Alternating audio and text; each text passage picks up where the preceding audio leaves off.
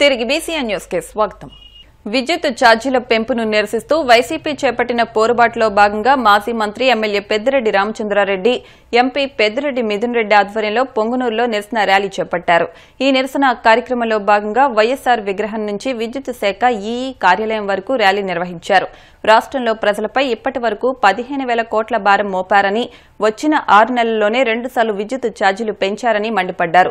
ఎన్నికలకు ముందు విద్యుత్ ఛార్జీలు పెంచబోమని హామీ ఇచ్చి అధికారంలోకి వచ్చిన కూటమి ప్రభుత్వం ప్రజలను దోచేస్తోందని మండిపడ్డారు. చంద్రబాబు ఎన్నికలకు ముందు ఇచ్చిన మాటలకు ఇప్పటి చేతలకు సంబంధం లేదంటూ దుయ్యబట్టారు. మాజీ ప్రధాని మన్మోహన్ సింగ్ తీసుకొచ్చిన ఆర్థిక సంస్కరణల వల్ల దేశం ఎంతో అభివృద్ది చెందిందని, ఆయన మరణం బాధాకరమని ఏపీసీసీ రాష్ట జనరల్ సెక్రటరీ పంటా శ్రీనివాసులరెడ్డి వెల్లడించారు. తిరుపతి జిల్లా గూడూరులోని కాంగ్రెస్ పార్టీ కార్యాలయంలో మాజీ ప్రధాని మన్మోహన్ సింగ్ చిత్రపటానికి నాయకులు పూలమాల వేసి నివాళులర్పించారు.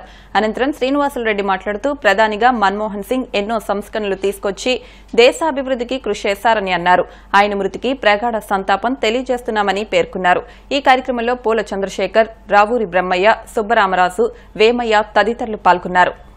6 సార్లు రాజ్యసభకు ఎన్నికైనటువంటి గొప్ప వ్యక్తి అయిన ఆర్థిక సంస్కరణలతో భారతదేశాన్ని ముందుకు తీసుకుపోయేటటువంటి అత్యున్నతమైనటువంటి ప్రధాని, 10 సంవత్సరాలు మన భారతదేశానికి ప్రధానమంత్రిగాను, అదే మాదిరిగా ఆర్బీఐ గవర్నర్గాను, అదే మాదిరిగా ఆర్థిక మంత్రిగాను ఆయన ఎన్నో సేవలు అందించడం జరిగింది. మనకి ఈరోజు ఆయన తీసుకొచ్చినటువంటి ఆర్థిక సంస్కరణ వల్లే భారతదేశం ఇవాళ ముందుకు పోతుందని చెప్పి సందర్భంగా తెలియజేస్తున్నాను. అదేవిధంగా ఆయన చనిపోవడం కాంగ్రెస్ పార్టీకి, ఈ దేశానికి తీరని లోటు అని చెప్పి నేను భావిస్తున్నాను. ఆయన కుటుంబ సభ్యులకు ప్రగాఢ సానుభూతిని తెలియజేస్తున్నాను. ఆయనకు ఘన నివాళి ఈ సందర్భంగా తెలియజేసుకుంటున్నాను. మాజీ ప్రధాని మన్మోహన్ సింగ్ మరణం దేశ ప్రజలకు తీరని లోటని ఎమ్మెల్యే సునీల్ కుమార్ పేర్కొన్నారు. సీఎం రిలీఫ్ ఫండ్ చెక్కుల పంపిణీ కార్యక్రమంలో ఆయన పాల్గొని మాట్లాడుతూ గత వైసీపీ ప్రభుత్వంలో ఒక్కరికి కూడా సీఎం రిలీఫ్ ఫండ్ అందజేసిన దాఖలాలు లేవని అన్నారు. పార్టీని నమ్ముకున్న వారికి నామినేటెడ్ పోస్టులు ఇచ్చేందుకు కసరత్తు చేస్తున్నట్టు తెలిపారు. మాజీ ప్రధాని మన్మోహన్ సింగ్ మరణం కారణంగా 5 రోజుల పాటు సంతాప దినాలు పాటిస్తున్నామని ఎమ్మెల్యే సునీల్ కుమార్ తెలిపారు. అనంతరం ఏపీ ఎన్జీఓస్ అసోసియేషన్ నూతన సంవత్సర ఆంగ్ల క్యాలెండర్ను గూడూరు ఎమ్మెల్యే సునీల్ కుమార్ ఆవిష్కరించారు. అదేవిధంగా మాజీ గూడూరు మున్సిపల్ చైర్పర్సన్ యారం మంజులకు సంబంధించిన సమస్త క్యాలెండర్ను ఎమ్మెల్యే చేతుల మీదుగా ఆవిష్కరించి శుభాకాంక్షలు తెలియజేశారు. ఈ కార్యక్రమంలో టీడీపీ నాయకులు, కార్యకర్తలు పాల్గొన్నారు. సహాయం కింద దాదాపు 14,70,000 రూపాయలు సీఎం సహాయానికి అందరూ కూడా ఇవ్వడం జరిగింది. అట్లాగే ముఖ్యంగా చింతవరంలో గోపాల్ అనేటువంటి వ్యక్తిని ఆ రోజు మీకు తెలుసు, అది మరి బాగా గాయపరిచి సాగుతూ పోయించాడు. ఆయనకు కూడా 5,70,000 రూపాయలు కూడా ముఖ్యమంత్రి నారా చంద్రబాబు నాయుడు గారు శాంక్షన్ చేసి ఇవ్వడం జరిగింది. అట్లాగే నా కాన్స్టిట్యున్సీలో ఎవరన్నా సరే పేదవాళ్ళు పార్టీకి అతీతంగా ఎవరు సీఎం సహాయాన్ని అడిగినా ఇచ్చేదానికి మేమంటే నేను కాదు, చంద్రబాబు నాయుడు గారు సిద్ధంగా ఉన్నాడని చెప్పి మేము తెలియజేస్తున్నాం. ఈరోజు ఎన్డీఏ గవర్నమెంట్, చంద్రబాబు నాయుడు గారు, పవన్ కళ్యాణ్ గారు, మోడీ గారి నాయకత్వంలో బ్రహ్మాండంగా ఈరోజు అభివృద్ధి కార్యక్రమాలు జరుగుతూనే ఉన్నాయి. అట్లాగే అఫీషియల్ కార్యక్రమాలకి ఒక 5 రోజులు, ఎందుకంటే మన్మోహన్ సింగ్ గారు చనిపోయిన విషయం కూడా మీకు తెలుసు, అవి సంతాప దినాలుగా ఒక 5 రోజులు కేంద్ర ప్రభుత్వం ప్రకటించింది. కాబట్టి ఈ 5 రోజులు ఎక్కడ కూడా అఫీషియల్ కార్యక్రమంలో నేను కూడా పాల్గొనని చెప్పి అందరూ కూడా తెలియజేస్తున్నాము. ఎందుకంటే ఆయనటువంటి గౌరవం, ఒక మంచి మనిషిని మనం ఈరోజు కోల్పోయాం. కాబట్టి ఆయన ఆత్మ శాంతి చేకూరాలని చెప్పి మనస్ఫూర్తిగా కోరుకుంటున్నా. అలాగే ఇప్పుడే అగ్రికల్చర్ డిపార్ట్మెంట్ కూడా పిలిచాం. యాక్చువల్గా ఈ కాన్స్టిట్యున్సీలో రైతులు ఎంత పంట వేస్తున్నారు, అలాగే ఎన్ని ఎకరాల పంట వేస్తున్నారు, దానికి సంబంధించినటువంటి ఎరువులు ఏ విధంగా సరఫరా అవుతున్నాయి, ఎరువులు సరిపోలేదా, ఏదైనా ఇబ్బందిగా ఉందా, అది కూడా చెప్తే వాళ్ళు జేడీ గారితో కూడా మాట్లాడి ఈరోజు రైతుల సమస్యలు పరిశీలించేందుకు వాళ్ళతో రివ్యూ మీటింగ్ కూడా పెట్టాలని చెప్పి మీ అందరికీ తెలియజేస్తున్నా.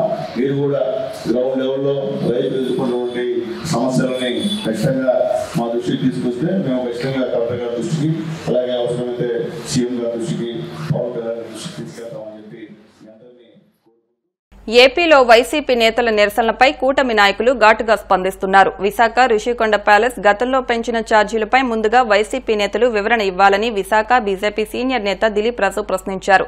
రుషికొండను తవ్వి ప్యాలెస్ ను నిర్మించి ప్రజాధనాన్ని దుర్వినియోగం చేయడమే కాకుండా ప్రజలకు ఉన్న సౌకర్యాలను కూడా దూరం చేస్తున్నారని మండిపడ్డారు. కూటమి ప్రభుత్వం అధికారంలోకి వచ్చిన 6 నెలల వ్యవధిలోనే రాష్ట్రం అభివృద్దిపై కీలక నిర్ణయాలు తీసుకున్నట్టు తెలిపారు. బడ్జెట్లో ఏపీకి కేంద్రం తగిన ప్రాధాన్యత ఇచ్చిందని, దాన్ని వినియోగించుకోవడంలో గత ప్రభుత్వం ఘోరంగా విఫలమైందని మండిపడ్డారు.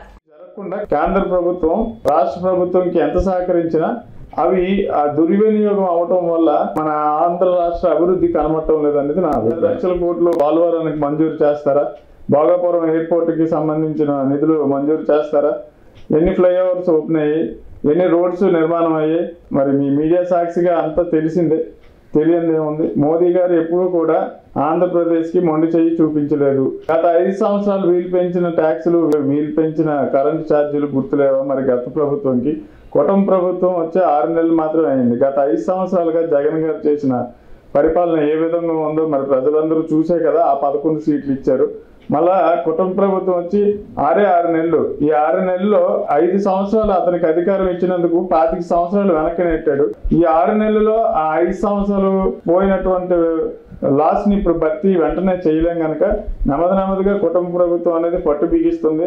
రాష్ట్రంపై మళ్ళీ అప్పులు తేకూడదన్న ఒక ఆలోచనతో కేవలం ఇప్పుడున్న రెవెన్యూతోనే నెట్టుకొస్తున్నారు. దానికి తగ్గ కేంద్రం కూడా రాబోయే బడ్జెట్ లో ప్రత్యేకంగా ఆంధ్రప్రదేశ్ కి డెవలప్ చేసే విధంగా అమౌంట్స్ ఫండ్సింగ్ అనేది రిలీజ్ అవుతాయండి. గతంలో విద్యుత్ ఛార్జీలు పెరగలేదా?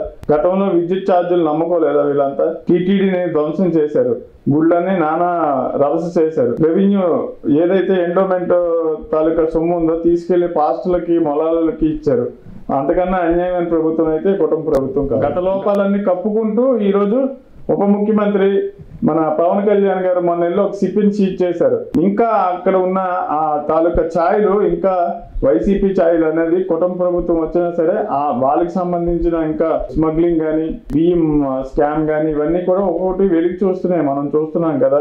పంచాయతీ రాజులో బ్లీచింగ్ పౌడర్ చల్లటానికి కూడా డబ్బులు లేవని గతంలో కామెంట్ వచ్చింది. అది మరి ఆ పంచాయతీ రాజు గత ప్రభుత్వం ఏం చేసింది? ఇప్పుడు వచ్చే 6 నెలల్లోనే మీరు ఇంకేమీ చేయలేదని అడగడం ఎంతవరకు సంబంధం? 6 నెలల పరిపాలనకి వాళ్ళ ఇది మాట్లాడితే 5 సంవత్సరాల పరిపాలనకి మేమేం మాట్లాడాలో మీరే చెప్పాలి. 5 సంవత్సరాల పరిపాలనలో వాళ్ళు చేసిన అభివృద్ధి ఏంది? విశాఖపట్నంలో రోడ్లన్నీ మేము వేసాం, ఎల్ఈడి లైట్లన్నీ మేము పెట్టాం, చాలా బాత్రూమ్లు కట్టించాం అని చెప్తున్నారు. విశాఖపట్నం అనేది స్మార్ట్ సిటీలో భాగం. దీనికి సంబంధించిన పూర్తి భారం అంతా కూడా కేంద్రం భరిస్తుంది. ఎట్టి పరిస్థితుల్లో ఏ ప్రభుత్వానికి సంబంధం లేనిది. మరి విశాఖపట్నం రోడ్లు మేము వేయించామని చెప్తున్నారు. రాష్ట్రం మొత్తం మనం చూసాం. గతంలో మీ మీడియా వాళ్ళే చూపించారు. గుంతలు రోడ్లతో బస్సుల్లో ప్రయాణం చేయలేక గర్భంతో ఉన్న తల్లులు చనిపోవడం జరిగింది. దానికి ఆ ప్రభుత్వం ఏం సమాధానం చెప్తుందో చెప్పాలి. జీవన్ గురించి ల్యాండ్ మేము అడిగితే ఆ ల్యాండ్ ఇవ్వలేని దౌర్భాగ్య స్థితిలో వైసీపీ ప్రభుత్వం ఉంది. కేంద్ర ప్రభుత్వం అడిగేటప్పుడు రాష్ట్ర ప్రభుత్వం ఇస్తేనే కదా అభివృద్ధి అనేది జరుగుతుంది. మరి అది ఇవ్వకుండా మాకేమీ అభివృద్ధి అవ్వలేదు, మాకే ఫండ్స్ రిలీజ్ చేయలేదు. గత ప్రభుత్వంలో నడిచిన నవరత్నాల్లో 6 రత్నాలు కేంద్ర ప్రభుత్వ సొమ్ముతోనే అవన్నీ కూడా ముందుకు సాగాయి. రుషికొండ ప్యాలెస్ అనేది మన ఆంధ్రప్రదేశ్ అంతా కూడా తలదించుకోవాల్సిన ఒక పెద్ద తప్పిదం. రాష్ట్రం అప్పుల్లో ఎదుగుతూ ఉంటే మనకు విలాసమైన భవనాలు అవసరం అండి. అదే 500 కోట్లు ప్రజా దుర్వినియోగం వాళ్ళ ఇంట్లోకి తెచ్చి ఎవరు పెట్టలేదు. ఇదంతా ప్రజల తాలూకు అందమైన ప్రదేశం అండి. దాన్ని అరుగుండు గీకి దాని మీద ఒక ప్యాలెస్ వాళ్ళ స్వార్థం కోసం, వాళ్ళ భార్య మనకి గిఫ్ట్ గా ఇవ్వడం కోసం జగన్మోహన్ రెడ్డి చేసిన పెద్ద దగ అండి. ఇదంతా ప్రజల సొమ్ము అంతా దుర్వినియోగం చేసి ఆ ప్యాలెస్ వల్ల ఆంధ్ర రాష్ట్రానికి ఎటువంటి ఉపయోగం లేదు. ఆంధ్ర ప్రజలు జోబీలకు అన్నం కొట్టి మరి ఆ ప్యాలెస్ కట్టారండి. సుందరమైన ప్రదేశాన్ని ఈ రోజు చూస్తే మట్టి బుగ్గుపాలు చేసినటువంటి వైనం వైసీపీదే. వైసీపీ వాళ్ళకి ఈ ధర్నాలు, రాస్తాలు, రోకోలు చేయడం కాదు, దాని మీద ముందు సమాధానం. వార్తలు ముగించే ముందు ముఖ్యాంశాలు మరొకసారి. విశాఖలో వైసీపీ నాయకుల పోరుబాట. పెంచిన విద్యుత్ ఛార్జీలను తగ్గించాలన్న మాజీ మంత్రి అమర్నాథ్.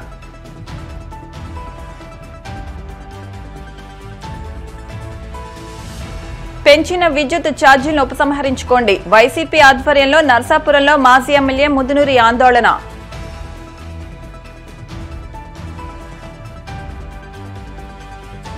ఎలక్ట్రానిక్ ఓటింగ్ యంత్రాల గోదామును పరిశీలించిన కాకినాడ కలెక్టర్ షణ్మోహన్. భద్రతపై అధికారులకు దిశానిర్దేశం.